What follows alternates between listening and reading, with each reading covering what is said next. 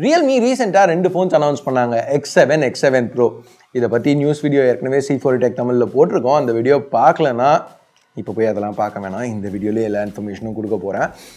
இப்போ X7 இந்தியால launch ஆக போகுது. அதுக்கு சர்டிஃபிகேஷன்லாம் அப்ளை பண்ணியிருக்காங்க. அதை நம்ம பார்த்துருக்கோம் லீக்ஸ். ஸோ X7 லான்ச் ஆக போகுது. X7 Pro லான்ச் ஆகுமா இல்லையான்னு தெரியாது. ஆனால் X7 Proக்கும் X7க்கும் நிறையவே காமனாக இருக்குது.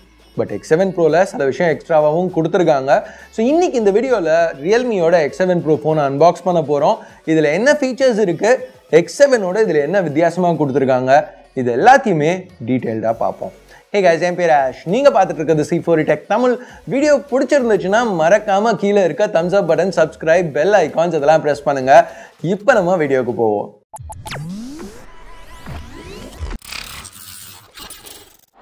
ஸோ இது ரியல்மியோட டிப்பிக்கலான எல்லோ கலர் பாக்ஸ். நான் எல்லாமே நம்ம ஜென்ரலாக பார்க்குற அதே மஞ்சள் கலர் தான். இப்போது சைனாலேருந்து இம்போர்ட் பண்ணதுனால சைனீஸில் இருக்குது டெக்ஸ்ட் சைடில். ஓகே, இப்போ நம்ம பாக்ஸை ஓப்பன் பண்ணுவோம். உள்ளே இந்த எல்லோ இன்சர்ட் கொடுத்துருக்காங்க. இதில் ஒரு சில லீஃப்லெட்ஸ் இருக்குது. அப்புறம் ஒரு சாஃப்ட் கேஸ் கொடுத்துருக்காங்க. இப்போ நம்ம Realme X7 Pro ஃபோனுக்கு வருவோம். இந்த கவர்லேருந்து வெளில எடுக்கலாம்.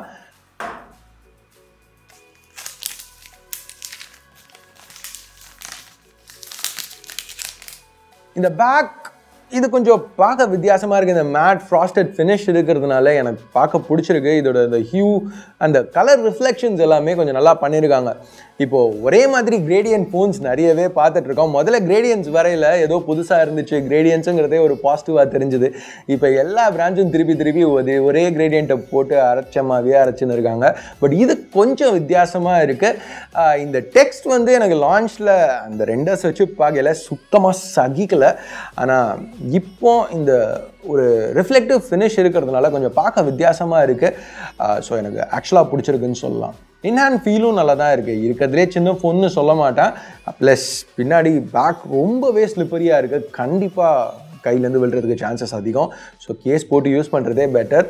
ஆனால் இங்கே வெயிட் வந்து 185 கிராம்ஸ்க்கு கம்மியாக எடுத்துகிட்டு வந்திருக்காங்க. ப்ளஸ் திக்னஸும் 8.5 மில்லிமீட்டர் தான் இருக்குது. ப்ளஸ் இங்கே சைட்ஸ் கர்வ் ஆகிறதுனால கையில் பிடிச்சி யூஸ் பண்ணுறதுக்கு கொஞ்சம் நல்லா இருக்குது. ப்ளஸ் அந்த ப்ரீமியம் ஃபீலும் இருக்குது.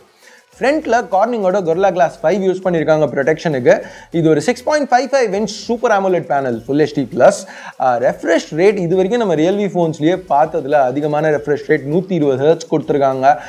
இந்த பேனல் ரொம்ப தரமான பேனல் மாதிரி தெரியுது. எல்லாமே கிறிஸ்பாக இருக்குது. ஸோ இப்போ மென்யூஸோ வெப்சைட்ஸோ எதை ஸ்க்ரோல் பண்ணாலும் அந்த 120 ஹெர்ட்ஸ் ரெஃப்ரெஷ் இருக்கிறதுனால எல்லாமே சூப்பர் ஸ்மூத்தாக இருக்குது. இப்போ இந்த கலர்ஸும் இங்கே நல்லா தான் கொடுத்துருக்காங்க. இன்னும் வேணும்னா கூட அந்த சேச்சுரேஷனை நம்ம கிராங்க் அப் பண்ணிக்கலாம். OSI எஃபெக்ட் யூஸ் பண்ணி இதை சில ஆப்ஸில் மட்டும் ஒர்க் ஆகிற மாதிரி கூட செட் பண்ணிக்கலாம். ஸோ இப்போ இந்த டிஸ்பிளேல பட்டி டிங்கரிங் பார்க்குறத பற்றி பேசல. ரியல்மி கலர் டெம்பரேச்சர் சூஸ் பண்ணுறதுக்கு ஆப்ஷன்ஸ் கொடுத்துருக்காங்க. அது போக 60 இல்லை 120 ஹெர்ட்ஸ் ரெஃப்ரெஷ் ரேட் செட் பண்ணுறதுக்கும் ஆப்ஷன் கொடுத்துருக்காங்க. மிடில் ஒரு 90 ஹெர்ட்ஸ் கொடுத்துருந்தா நல்லா இருந்திருக்கும். கொஞ்சம் பேட்ரி ஸ்மூத்னஸ் நம்ம ஆவரேஜ் பண்ணியிருக்கலாம். ஆனால் இங்கே ஒரு ஆட்டோ மோட் இருக்குது.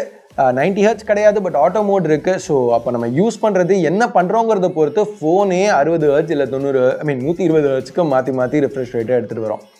இது ஒரு AMOLED பேனலுங்கிறதுனால டார்க் மோட் ரொம்பவே நல்லா இருக்குது இதில் பார்க்க.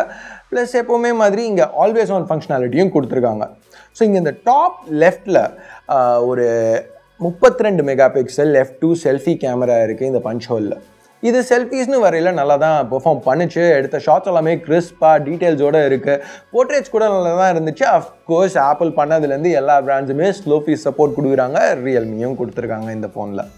மற்ற பிளேஸ்மெண்ட்ஸ்னு வரையில் வால்யூம் பட்டன்ஸ் லெஃப்டில், டாப்பில் செகண்டரி நாய்ஸ் கேன்சலிங் மைக்ரோஃபோன் மட்டும், ரைட்டில் பவர் பட்டன், பாட்டமில் dual sim tray, primary mic, USB Type-C port, அப்புறம் ஸ்பீக்கர் இருக்குது. இங்கே மைக்ரோ SD ஹெட்ஃபோன் ஜாக் ரெண்டுத்துக்குமே சப்போர்ட் கிடையாது. இப்போ நம்ம ஹெட்ஃபோன் ஜாக் பற்றி பேசல. திருப்பி அந்த பாக்ஸ்க்கு வருவோம். கொஞ்சம் அப்படியே சைட் ட்ராக் ஆகி பில்ட் டிசைனுக்கெலாம் வந்துட்டேன். இங்கே USB Type-C கேபிள் கொடுத்துருக்காங்க. அது கூட ஒரு sim tool, Type-C to 3.5 millimetre adapter. So சில ஃபோன்ஸ்லலாம் சார்ஜரே வரதில்லை. இதில் அடாப்டர் இன்னும் கொடுத்துருக்காங்க. ஸோ இது ஒரு பாசிட்டிவ். சார்ஜர் பற்றி பேசல. 65 வாட் சூப்பர் டாட் சார்ஜர் பாக்ஸ்லேயே இன்க்ளூட் பண்ணுறாங்க. ரியல்மியோட கிளைம் என்னென்னா 0 to 100 கிட்டத்தட்ட 33 நிமிஷத்தில் சார்ஜ் பண்ண முடியும் அப்படின்னு சொல்கிறாங்க. அது போக 3 நிமிஷம் சார்ஜ் பண்ணிங்கன்னா 55 நிமிஷம் ஃபோனை யூஸ் பண்ணலான்னு சொல்கிறாங்க. ஜென்ரலாக பிராண்ட்ஸ் இந்த மாதிரி சொல்கிறதுல நிறைய வாயில் வடை சொல்கிறது இருக்கும். ஸோ அதை மனசில் வச்சு இதை எடுத்துக்கோங்க. ஓகே, இப்போ நம்ம பாக்ஸில் என்னெல்லாம் இருக்குன்னு பார்த்து முடிச்சிட்டோம். ஸோ இப்போ X7 ப்ரோக்கும் X7க்கும் என்ன வித்தியாசம் அப்படிங்கிறதுலேருந்து ஆரம்பிப்போம். முதல்ல டிஸ்பிளே. இது ஒரு 6.55 இன்ச் டிஸ்பிளே.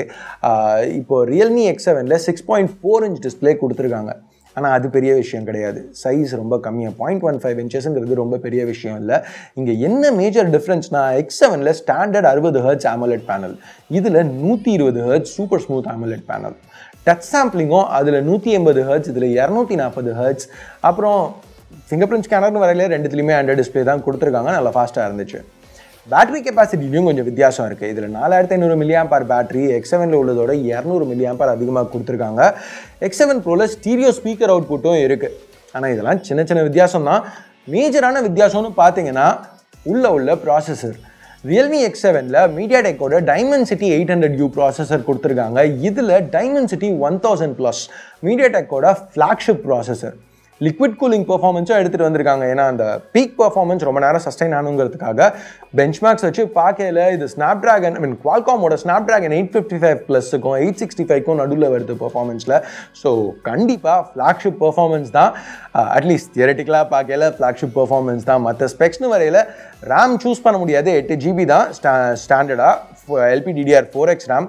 ஆனால் ஸ்டோரேஜ் 2 ஆப்ஷன்ஸ் இருக்குது. 128 இல்லை 256 GB UFS 2.1. X7 வரையில் ரேமில் ஆப்ஷன் இருக்குது 6 இல்லை 8 GB ரேம். ஆனால் ஸ்டோரேஜ் ஃபிக்ஸ்ட் 128 மட்டும்தான். இப்போ X7 ப்ரோவில் ரியல்மியோட ப்ரொப்ரைட்டரி டர்போ ரைட் அல்காரிதம் இருக்குது. ஸோ அதனால் பெர்ஃபார்மன்ஸ் இன்னும் கொஞ்சம் ஸ்னாப்பியாக இருக்கும் அப்படின்னு சொல்கிறாங்க. யூசர் எக்ஸ்பீரியன்ஸும் பெட்டராக இருக்கும்னு சொல்கிறாங்க. பட் இப்போதைக்கு நான் யூஸ் பண்ணி பார்த்த வரைக்கும் எனக்கு அந்த மாதிரி தான் இருந்துச்சு. இந்த ரெண்டு ஃபோன்ஸுமே வந்து Android 10ல் ரன் ஆகிட்டு இருக்கு. அதுக்கு மேலே ரியல்மியோட கஸ்டம் Realme UI கொடுத்துருக்காங்க. இது சைனீஸ் வேரியண்ட்டுங்கிறதுனால ப்ளே ஸ்டோர் கிடையாது, சைட் லோட் பண்ண வேண்டி இருந்துச்சு. But global variant, Indian variants எல்லாத்துலேயுமே கூகுள் ப்ளே ஸ்டோர் எல்லா ப்ளே சர்வீசஸும் ப்ரீலோடடாக வரும். இப்போ ஃபீச்சர்ஸ்னு வரையில் சாம்சங் ஃபோன்ஸில் நம்ம பார்க்குற எட்ஜ் லைட்டிங் ஆப்ஷனை அப்படியே Ctrl+C Ctrl+V காப்பி பேஸ்ட் பண்ணிட்டாங்க. ஃபேஸ் அன்லாக் இருக்குது, நல்லா ஃபாஸ்ட்டாக ஒர்க் ஆச்சு. 3 ஃபிங்கர் மல்டி விண்டோ இருக்குது.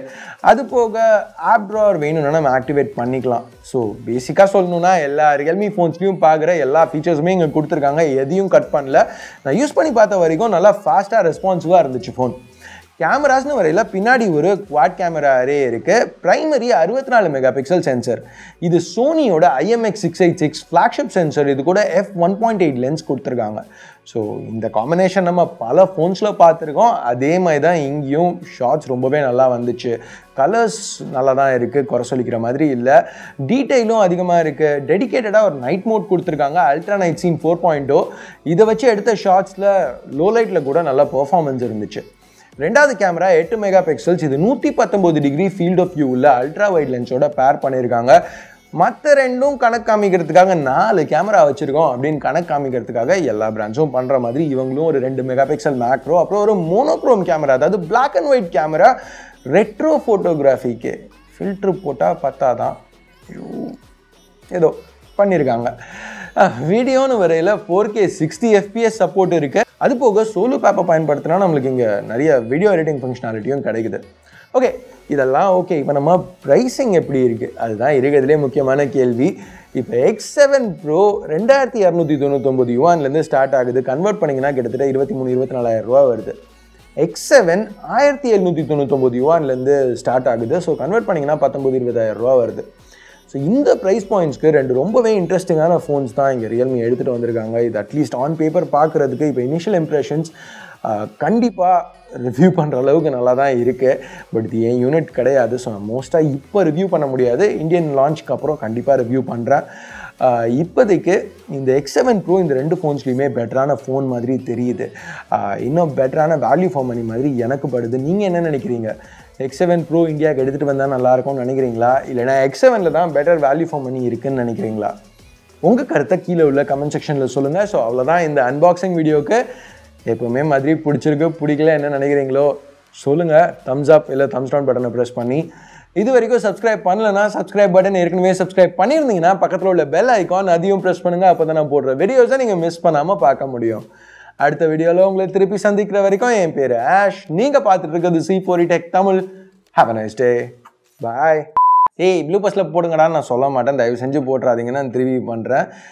தாஜோ நான் பைத்தியம் மாதிரி பேசலை, எடிட்டர்கிட்ட பேசுகிறேன், தெரிஞ்சுக்க. இப்போ அது டே இத்தனை நாள் அவங்களுக்கு எடிட்டிங்க்கு இன்புட்டு கொடுத்தா நான் ஏதோ பைத்தியமாக என்கிட்டயே பேசிக்கிறேன்னு நினச்சி நிற்குது இந்த பொண்ணு இப்போ இதில் உட்காந்து. பேசுகிறேன் லூசுங்கிறான், பைத்தியக்காரனா.